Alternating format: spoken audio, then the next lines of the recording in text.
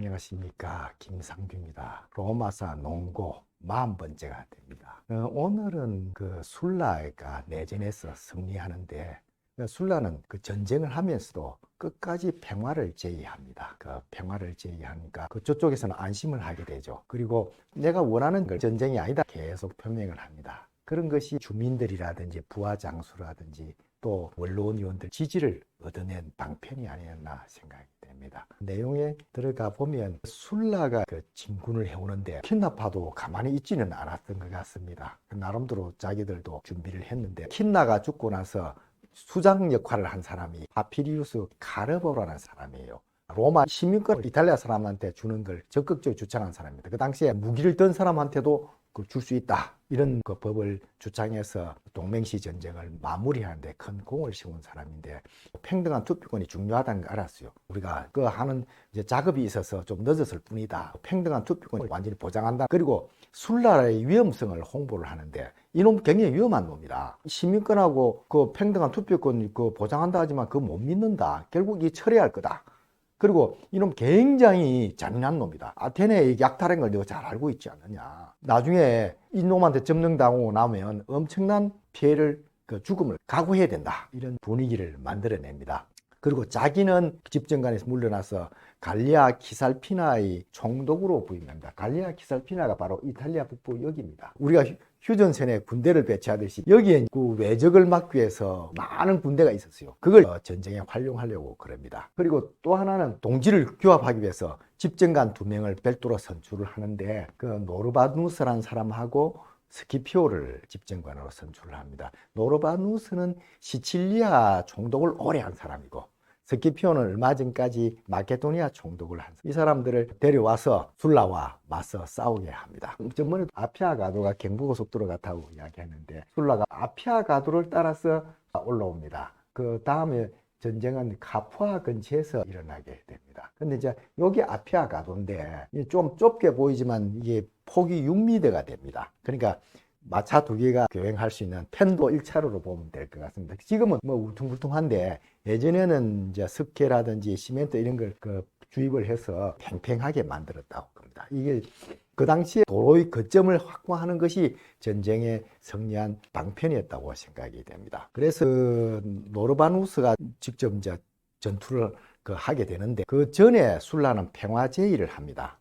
아이고, 내가 싸우려고 하는 건 아니다. 내가 요구하는 거 니들 잘 알지 않느냐. 내 공권을 회복시켜주고 내 재산 회복시켜달라. 그리고 많은 원로원 의원들이 쫓겨났지 않느냐. 그 사람들 복권시켜달라. 그것만 하면 전쟁 안 해도 된다. 무익한 전쟁 하지 말자 합니다. 그런데 노르바누스는 좀 노예한 사람이었어요. BC 한 100년도 마리우스하고 같이 이제 민중파를 이끌어간 사투르니누스라는 정치가가, 이 사람이 친구였습니다. 그 당시에 사투르니누스와 함께 민중파 운동을 했는데, 이 사람은 운이 좋아가지고 사투르니누스가 불행을 당할 때 피해 있었습니다. 그리고 동맹시 전쟁할 때도 시칠리아 총독을 가서 직접적인 전투는 많이 안 했습니다. 그런데 요직을 계속 했으니까 킨나파의 핵심 인물인데 양보를 하기 싫은 거죠. 그러다 보니까 전쟁을 하게 됐는데, 티파타 산이라는 여기서 술라한테 대패를 당합니다. 왜냐하니까 술라 군단은 7년간이나 전투를 해온 베테랑입니다. 동맹시 전쟁에서 그리스, 아시아까지 7년 정도를 전투를 해온 완전히 프로고, 노르바누스 군단은 신병을 모집한 거니까 게임이 안 되는 거예요. 그래서 전쟁에 패배하고 스키피오 집정관도 곧 술라하고 맞닥뜨려집니다. 그런데 스키피오는 술라가 평화협약을 제의하니까 받아들입니다. 왜냐하면 노르바누스도 지고 자기 병사들이 전쟁을 이길 가능성이 없다 생각하니까 흔들리기 시작하는 거예요. 그래서 이 상태로 전쟁에서는 안 되겠다 하고 협상에 참여를 합니다. 그리고 나름대로 술라도 양보하고 자기도 양보해서 합의를 합니다. 그리고 이걸 자기 독단으로 하기보다는 노르바누스와 상의하려고 자기 참모 군관을 보냅니다. 근데 세르토리우스라는 참모 군관이 이걸 엉거러뜨려 버리는 거예요. 결국에 술라한테 당한 거다 하면서 자기 술라를 지지한 도시를 갖다가 점거를 해버립니다. 이게 이제 결국 협약을 깬 거니까 술라는 다시 전쟁을 개시를 하게 되는데, 전쟁 개시하니까 스키피오 부하들은 해박 깨은 거 우리 사령관이다. 우린 전쟁할 생각이 없는데 사령관이 해박 깨은 있으니까 우린 당신 편을 안 들겠다 하면서 술라 편으로 다 탈출을 해버립니다. 그러니까 병사들이 없는 장군이 되어버린 겁니다. 그래서 포위당해가지고 잡히게 되는데, 그래도 술라는 스키피오 협상의 동기를 높이 평가해서 그 자유롭게 풀어줍니다. 근데 여기서 술라가 술책을 좀 썼어요. 그 협상하는 도중에 자기 병사들하고 스키피오 병사들하고 울리게 합니다. 술값도 지원해주고 해서 술도 먹고, 아, 술라 장군이 너무나 훌륭하다. 그리고 술라는 요구하는 것도 별로 없다. 전쟁 안 해도 된다. 이런 소문을 퍼뜨리는 거예요. 그러니까 스키피오 병사들이 누구나 죽기 싫은 거 아닙니까? 또 상대방은 백전노장들이고, 그러니까 전쟁할 생각 엄두도 못 낸 겁니다. 그래서 그 스스로 무너지는 결과를 가져옵니다. 그 마키아벨리는 이런 말을 해요. 그 속임 수 없는 무력은 충분치 않다. 키루스 왕도 기만체익을 사용하지 않았으면 그런 위대한 업적을 달성할 수 없다. 이렇게 이야기하는데, 술라가 상당히 기만술에 뛰어났던 것 같습니다. 술라가 평화협상하면서 병사들 간 교제를 권고하고 술값 지원하고 해갖고 상대방 군대의 탈주를 유도한 것은 굉장히 탁월한 속임수였다. 술라는 플랜 B를 가지고 있었던 거예요. 협상이 안 될 경우는 그 속임수 플랜 B로 간다. 그게 성공을 하게 되고, 스키피오는 모든 병사를 잃고, 술라는 전쟁도 하지 않고 또 엄청난 병사를 얻는 결과를 가져왔다. 그래서 킨나파의 수장 카르보는 술라 안에는 사자와 여우가 있다. 근데 여우가 더 무섭다 했다 그래요. 마키아벨리도 군주는 사자의 성질과 여우의 성질을 다 갖추고 있어야 된다, 이런 말을 했는데, 술라가 그런 사람이었다 보면 될 것 같습니다. 그리고 이 전쟁이 끝난 후에는 거의 1년 가까이 대규모 전쟁은 없습니다. 적기도 전쟁을 지니까 그 앞으로 어떻게 해야 될지는 고민을 하게 될 것 같고, 술라도 무덕적 올라가기보다는 스스로 무너지기를 바라는 겁니다. 그러면서 그 이탈리아 부족들과 협상을 이제 추진을 합니다. 나는 최근에 그 노르바누스도 스키피오도 이겼다. 그러니까 내한테 붙어야 된다, 너. 그리고 내가 너희들한테 이탈리아 시민권 다 보장한다 그랬지 않느냐. 그리고 그 평등한 투표권도 내가 보장한다. 나는 약속을 지키는 사람이다. 이렇게 선전전을 해갑니다. 그런데 킨나파는 여전히 술라는 잔인하고 표리부동한 놈이다. 로마 최초의 쿠데타를 일으킨 사람이다. 그 놈을 어떻게 믿느냐 하면서 그 선전전을 하는데, 그 결과로 각 지역별로 주도권 장악을 위한 분쟁이 발생하는데, 거기서 이제 많은 지역이 술라로 돌아옵니다.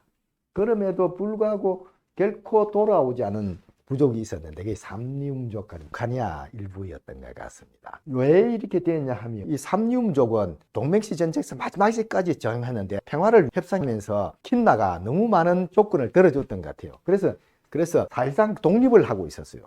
루카니아 지방도 마찬가지고. 그러니까 술라는 이게 이런 상태는 난 관감 못한다. 투표권 주고 참정권 줬으면 되지. 어떻게 독립까지 하는 건 나는 용납 못한다. 그러면서 여기는 협상이 실패를 합니다. 결국은 삼림족하고 루카니아는 적으로 남을 수밖에 없겠죠. 또 킨나파는 조금 소극적이었던 것 같습니다. 적극적으로 상대방을 끌어들이기보다는 그 술라 편에 이제 든 놈들은 가만히 안 놔두겠다. 너는 국가의 적이다. 우리가 처단을 하겠다. 이런 식으로 83년 7월 선포를 합니다. 적극성이나 융통성이 좀 부족했다 보면 될 것 같습니다. 그러면서 킨나파는 지금 현 상태로는 술라 저놈이 워낙 술책을 많이 부리기 때문에 힘들다. 그래서 병사들이라든지 지지를 끌어내기 위해서 마리우스의 아들을 이용합니다. 마리우스는 이제 얼마 전에 죽었고, 그 아들이 당시에 27살밖에 안 됐었어요. 집중관 될 자격이 없는데도 마리우스의 후광을 이용하면 많은 병사들 동원할 수 있고 이탈리아의 지지를 확보할 수 있다 생각해서 그 아들을 집정관으로 선출을 합니다. 그리고 마르무도 마리우스 전역병이 많았으니까 한 4만 명의 군대를 모집하는 데 성공을 합니다. 근데 이 아들 마리우스는 뭐 장군을 해본 적도 없고 그 경험이 전혀 없었어요. 그러니까 군 통솔이 되겠습니까? 그래서 술라와의 첫 전투에서 2만 8천 명이 죽었다는 대패를 당하고 그 프라이네스테에 포위를 당합니다. 프라이네스테라는 게 삼림족의 거점인 도시인데 로마에서 동쪽으로 한 30km 떨어진 지역이었다 그래요. 프라이네스테 사람들이 마리우스를 보호하니까 술라는 자기 부장한테 시켜서 넓게 포위를 하게 합니다. 성곽을 만들어서 장기전을 치를 준비하고 보급을 끌어서 굶주리게 만들라 이렇게 지시하고 로마로 진군을 합니다. 문제는 그 당시에 로마에는 좀 중립적이거나 진술라적인 사람이 아직도 남아 있었어요. 킨나파는 아까도 만약 소극적이었다고 하는데 그 사람들 다 죽이고 자기들은 북쪽으로 가는데 옛날 인민군이 인천 상륙작전 이후에 도망가면서 우리 양민 학살하듯이 했던 것 같습니다. 이게 또 굉장히 나쁜 영향을 미칩니다. 전쟁하는데 불리하게 분위기를 이끌어가는 요인이 아니었나. 왜냐하면 킨나파 저하들은 안 되겠다. 공화정을 평화롭게 만들 역량이 부족하다. 이런 느낌만 주는 결과를 낳았다고 볼 수 있겠습니다. 술라는 그 후에 로마를 들어가는데 조금만 빨리 갔으면 이 사람들 안 죽을 수도 있을 텐데 술라가 조금 늦었던 것 같습니다. 술라는 보복 기등을 하고 로마를 안정화시킨 후에 북이탈리아로 군대를 끌고 가게 됩니다. 요게 마리우스를 가둔 프라이네스테인데 로마에서 한 30km 동쪽으로 가면 됩니다. 우리나라로 보면 강원도 들어가는 지역인데 관광도시입니다. 여름에는 휴양도시고 고지대니까 좀 서늘했던 것 같습니다. 이렇게 계단식 어디 달동네 같은 느낌을 주는 집이 많이 있는, 지금도 팔레스트리나라는 관광도시로 이제 유명한 지역입니다. 근데 이탈리아 북부에서는 술라파가 대성을 거둡니다. 술라가 오기 전에도 메텔루스라는 장군이 아이시스강 전투에서 카르보의 부하 가리나스를 격파를 합니다. 그리고 적의 진지를 완전히 장악을 하고 주변 일대까지 점령하는 성전을 거둡니다. 그때 이제 눈부신 활약을 한 사람이 폼페이우스입니다. 삼두 정치의 한 축을 담당한 사람이 있지 않습니까? 이 사람이 이때부터 두각을 나타내기 시작합니다. 메텔루스 장군도 훌륭했지만 그 폼페이우스가 기병대장으로 참여해서 카르보 측 기병을 몰아내는데 이제 공헌을 많이 세우고, 또 그 후퇴하는 카르보 군대를 타격을 가해서 굉장히 큰 피해를 주게 됩니다. 그뿐만 아니고 스키피오와의 군대하고도 격돌이 벌어졌는데, 그때도 술라가 병사들 간 교제를 하게 해가지고 병사들 다 뽑아냈지 않습니까? 그 똑같은 방식으로 스키피오 군대를 갖다가 낚아채는 그런 역량을 보입니다. 20몇 살밖에 안 됐는데 그런 역량을 보여주니까 보통 친구가 아니죠. 북이탈리아에서 성전은 그 폼페이우스의 역할이 굉장히 컸습니다. 피케눔이란 자기 그 영지도 북이탈리아 있고 굉장히 인기 있는 장군이었어요. 요게 이제 그 당시 사정. 요거는 아피아가도가 있고, 여기 가르보 진지가 있었는데 이런 데가 이제 그 앙코나 이런 데가 이제 이 피케눔 지역이 됩니다. 우리나라 따지면 그 로마에서 동쪽으로 갔으니까 이게 여기 영동고속도로고 강원도 일대가 피케눔이었던 것 같습니다. 그래서 거기 거점으로 폼페이우스가 활용하고, 삼두 정치의 또 한축 크라수스도 플라켄티아 도로를 확보하는 이런 데서 활약을 많이 합니다. 근데 킨나파 패배 원인 보면 이제 북이탈리아에서 패배가 결정적인데, 킨나파 장군들이 성급하게 포기를 하는다 합니다. 가르보가 처음에는 북으로 진출한 술라하고 싸워가지고 뭐 하루 종일 싸워가지고 무승부하는 그런 것도 보여요. 근데 문제는 폼페이우스 프라우스가 움브리아를 쳐들어가 가지고 그 점령하니까 그걸 갖다 막지 못하고, 또 소 마리우스를 빨리 구원해내야 핵붕에서 벗어나겠다 싶어서 구원하려고 그러는데도 폼페이우스가 그걸 방해해 가지고 구원군을 보내지를 못합니다. 그러다 보니까 마리우스는 계속 억류돼 있고 자기는 자기도로 고립되는 그런 상황이, 전쟁이 벌써 성패가 기울어진 거 아니냐, 성급하게 판단하고 아프리카 가서 다시 군대를 모아가지고 재개해야 되겠다 하고 군대를 부하들에게 맡기고 떠나버립니다. 그 사령관이면 군대가 제도 역할을 하겠습니까? 그러니까 이게 탈주도 하고 집에도 가고 이런 일이 벌어지는 겁니다. 그 아직 군대가 많이 있었어요. 그러다가 삼리움족이 그때부터 군대를 모으기 시작합니다. 그러니까 그 전쟁의 성패를 알 수 없었는데 너무 쉽게 포기를 해버렸다. 그때 가르보가 끝까지 죽기를 각오하고 싸울 의지를 가지고 했으면 정황이 달라질 수도 있었다는 주장을 합니다. 물론 당시에 술라가 유리한 점이 있었지만 성패는 알 수 없지 않습니까? 그뿐만 아니고 부하들이 반란을 일으키게 됩니다. 처음에 그 술라와 노르바누스도 그 밑에 부하들이 동료들을 살해하고 저쪽으로 탈주를 하는 일까지 벌어집니다. 자기는 그때 살해는 당하지 않았지만 전쟁이라든지 이런 데 환멸을 느끼고 로도스로 떠나버립니다. 주요 지휘관들이 이게 떠나버리니까 군대가 오합지졸이 될 수밖에 없는 거죠. 그럼에도 불구하고 이게 민족 전쟁의 성격을 띠기 시작합니다. 아까 말씀드렸다시피 그때 폰티우스 테렌티우스라는 삼리움족 장군이 7만의 군대를 모집합니다. 폰티우스라는 말을 어디 들어봤죠? 폰티우스 빌라도라는 사람이 있지 않습니까? 예수님을 십자가에 매단 사람. 폰티우스 빌라도가 폰티우스 테렌티우스의 후손이라는 말도 있는데, 이 사람이 삼림족의 독립을 위해서 지금 싸워야 된다. 이 술라와는 우리가 타협이 안 된다. 그래서 그 군대를 모아서 프라이네스테 포위를 풀기 위해 공격을 합니다. 술라는 그 당시 싸웠다 그러죠. 성곽에 의지해가지고 방어를 하니까 공성전이 잘 안 되는 거야. 시간만 가고 그 뭐 폼피우스라든지 북부에 있는 메텔루스가 내려오니까 오래 시간을 끌 수도 없고 빨리 술라를 그 팽지로 몰아내 갖고 전면전을 펼치겠다는 생각을 합니다. 그 전략의 일환이 로마를 공격하는 겁니다. 비행기 한 20년 전입니까? 그 한니발이 가포아가 포위되었을 때 가포아 포위를 풀기 위해서 로마로 밖으로 쳐들어간 적이 있지 않습니까? 그와 같은 전략을 테렌티우스가 그 구사를 하고 로마를 향하니까 술라도 따라갑니다. 술라는 로마를 실제로 사랑했던 것 같아요. 삼림족 같은 이민족 그 로마를 가지고 완전 쑥대밭 만드는 걸 내가 볼 수가 없다. 그래서 로마를 방어하기 위해서 따라갑니다. 실제로도 테렌티우스는 이탈리아인의 자유를 겉으로 유리한 저 늑대 같은 놈들의 근거지 숲을 베어버리자 이런 연설을 해요. 그래서 치열한 전쟁이 벌어집니다. 이게 콜리나 게이츠인데 이 앞에서 술라가 굉장히 몰립니다. 이게 원래 테렌티우스의 그 왼쪽을 술라가 공격하고 오른쪽을 크라수스가 공격하고 있었는데 테렌티우스가 술라 쪽을 막강히 공격하니까 완전히 막다른 게 몰리는, 그리고 자기 생명까지 위협에 가는 순간까지 옵니다. 삼림족 그 병사가 창을 던지는데 그걸 맞을 뻔했는데 부관이 말에 채찍질을 그 함으로써 말이 불쭉 뛰니까 그렇게 창이 피해가는 그 일화도 있었다고 그럽니다. 그만큼 치열한 전쟁 끝에 승리를 거두는데 승리를 거둔 거는 크라수스의 공헌 때문입니다. 크라수스가 테렌티우스의 오른쪽을 공격했는데 거기서 승리를 한 겁니다. 그 승리 소식을 듣고 용기를 내서 다시 밀어붙여 가지고 그 삼림족 군대를 몰살을 하는데 굉장히 처참한 전쟁입니다. 여기가 바로 로마죠.